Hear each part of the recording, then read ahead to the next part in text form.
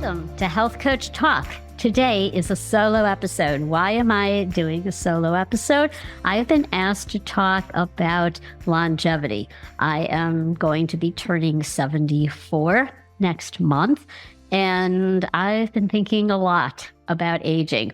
So I thought I would share what I think is key, and I am calling this pro-aging, not anti-aging.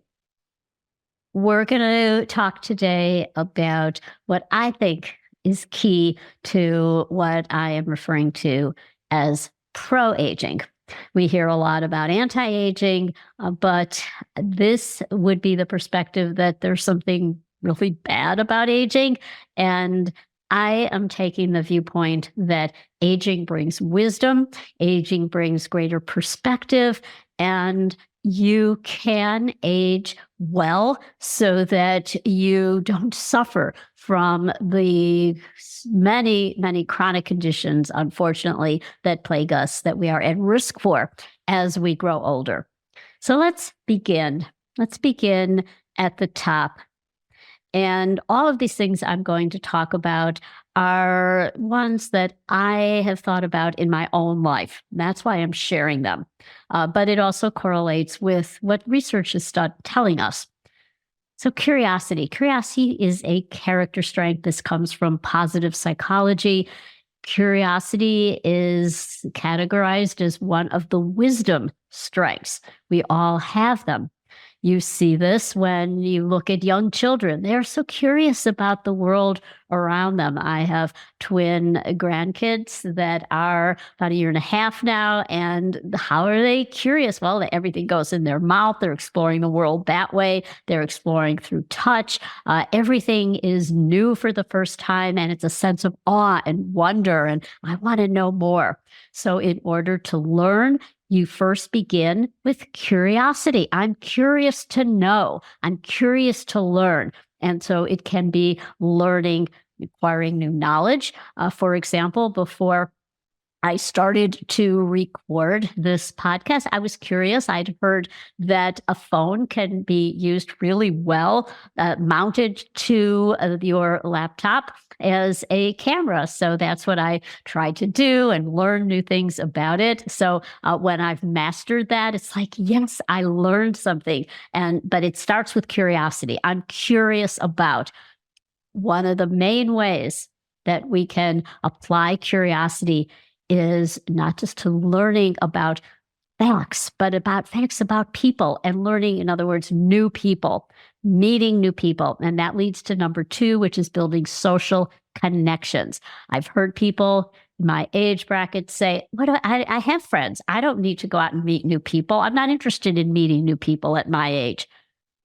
That would be a red flag, because having these new experiences, finding connections with new people is exciting. It is being really full of vitality and never knowing what that encounter will lead to as you have these new friends. So I am constantly looking at building these relationships. It's why I love going to conferences, to events, to local community events, and finding people and talking with them about who they are and building these relationships. When we lose interest, again, when we're not curious and when we lose interest in the people who we might be potentially connecting with, that is a red flag. The number one concern among so many older adults is loneliness, people feeling lonely. Now, that doesn't mean that there's not a value in solitude. I was an only child and I love solitude. I love times when I'm alone. And you can feel lonely in a crowd, but having connections with people is so important. In fact, Dr. Barbara Fredrickson, who is a noted positive psychology researcher, talks about these as these micro connections. So in other words, you go to the store, you go to a grocery store, and you start having a conversation with somebody in the checkout line, or you just even smile at somebody and you strike up a conversation. You might be at a park and you start talking to a mom who has a young child.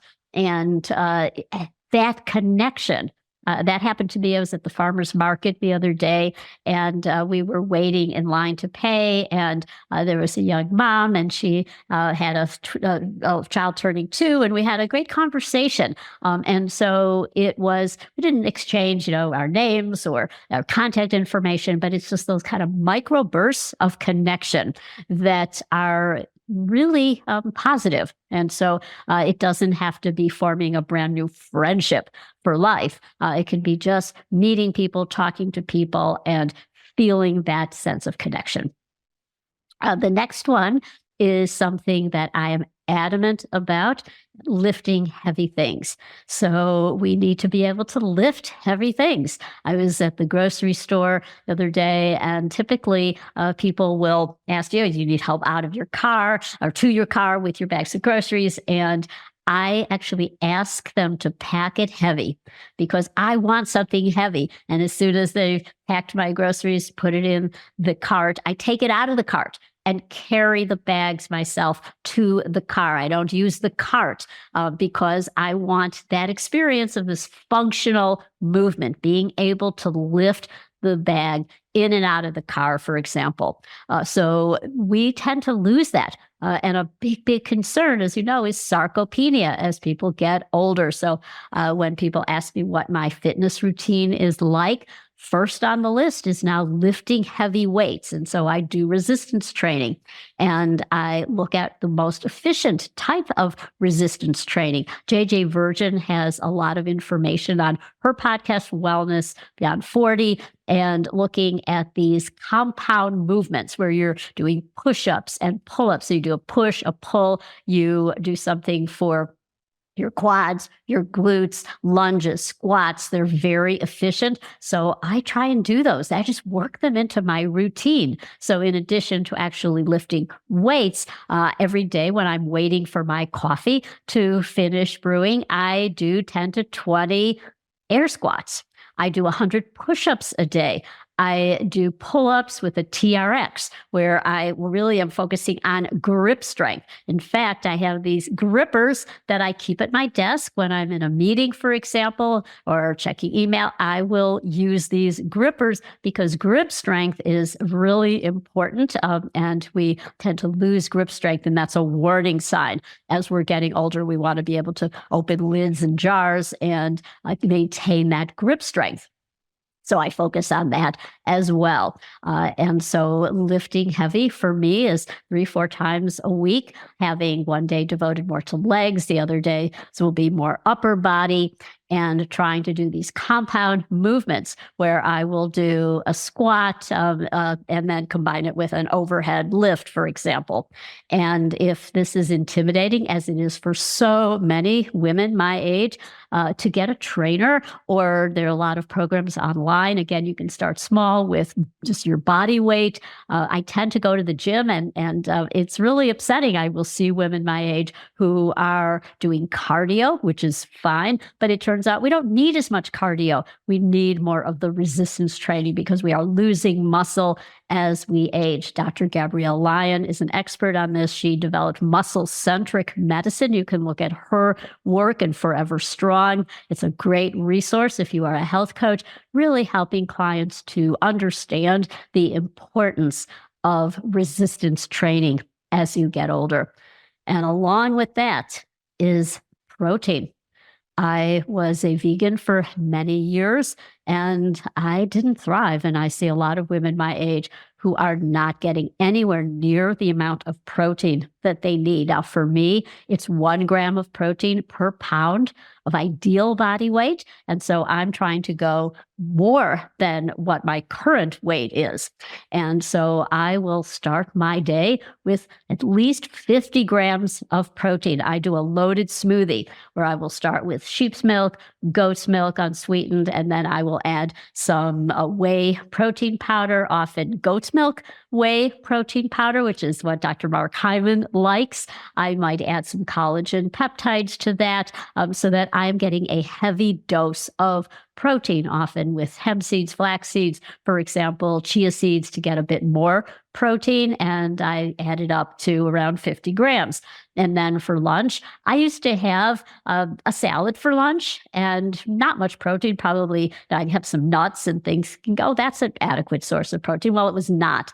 And many people will think even they'll order eggs. They'll order and some people are still ordering egg white omelets, for example, and they'll make like 2 eggs. Well, an egg has 6 grams of protein. That's not nearly enough if you're going to do that for breakfast, for example. So I know JJ Virgin talks about like having 2 eggs and then adding more egg whites, or other people say 4 eggs, even 5 eggs for a meal. Now that sounds like a whole lot. And as women, we were not raised in that era. That would be for like the crazy bodybuilder who might have that much protein, but older women need as much protein as an elite bodybuilder.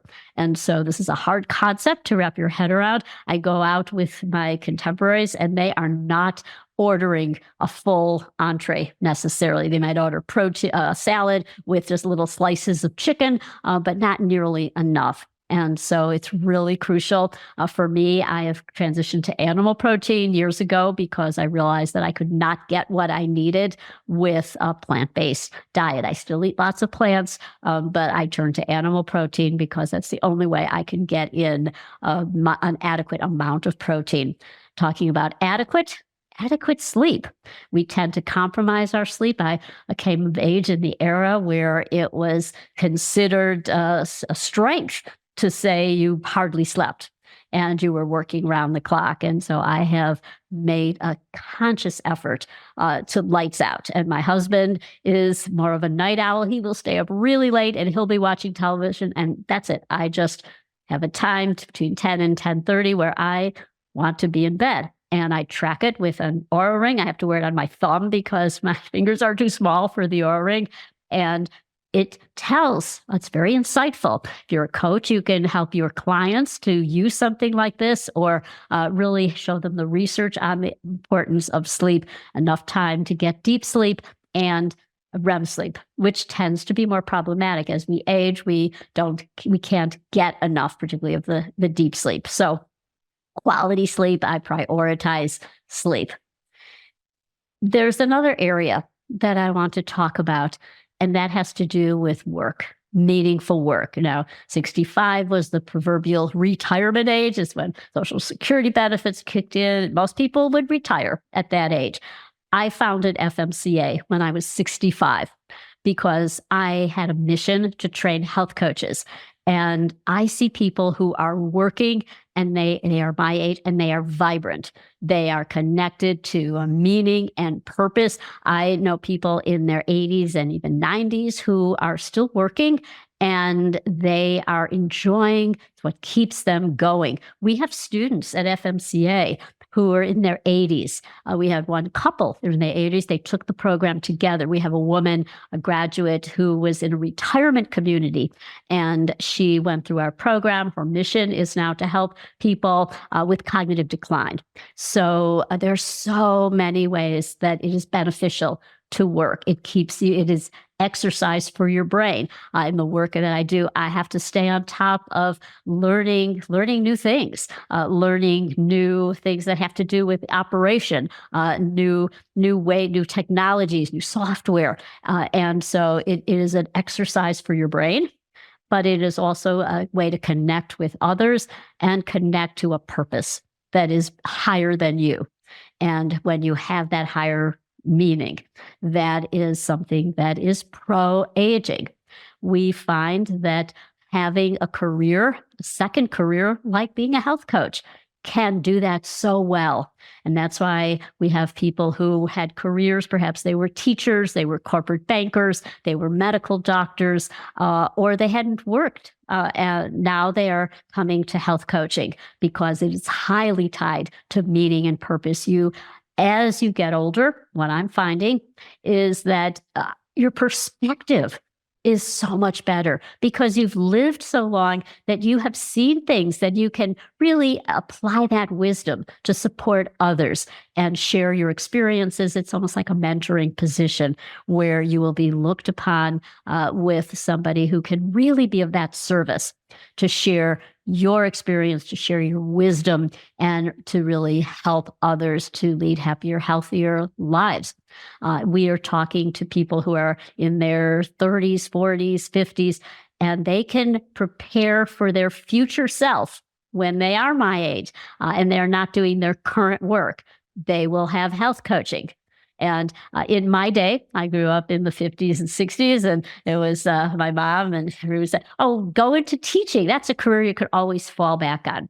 Well, today, health coaching is that career that you can use at this time in your life. When you perhaps are retired or you're winding down from your work, or you want something that is more connected to meaning, you want to serve others, we're finding that health coaches can be it. So these are what I have identified, how I live my life, and it is by no means exhausted, but staying curious about the world around you. I want to learn new things, love of learning. These strengths don't go away. If I loved learning in high school, and I still love learning new things. So staying curious and building these social connections. I have friends, I have connections of all ages. And so when I'm in a group with people who are much younger, I don't feel old. I feel really wanting to be with these people, getting to know them. And so feeling, again, that it helps you to feel vibrant and alive. And what else is helping feeling alive? It is exercise. It is non-negotiable, particularly lifting heavy things. I feel so good. I did a deadlift the other day, and I go up in 1 pound increments. I have a system called Tonal that allows you to do that safely. And so all I want to do is one rep max. And I was able to get up to 81 pounds, which for me was good. And my goal is to keep adding to that so I can lift my body weight eventually. But doing that hard movement where you can barely lift it, that's where you need to go, not these little light 3 and 5 pound weights. And a wonderful person who can give you information about that is Deborah Atkinson, Flippin' 50. We will share in the show notes these resources. She has a lot of programs for women and men as well who want to do resistance training. And then eat lots of protein and making sure you are doing that protein first. Starting with protein at your meals first. You fill up on that, and then you go to the carbs and fats, for example. Getting adequate sleep, and finally doing meaningful work. So that's it for my solo episode. We will be back on Health Coach Talk with more guests to explore the world of health coaching. Bye for now.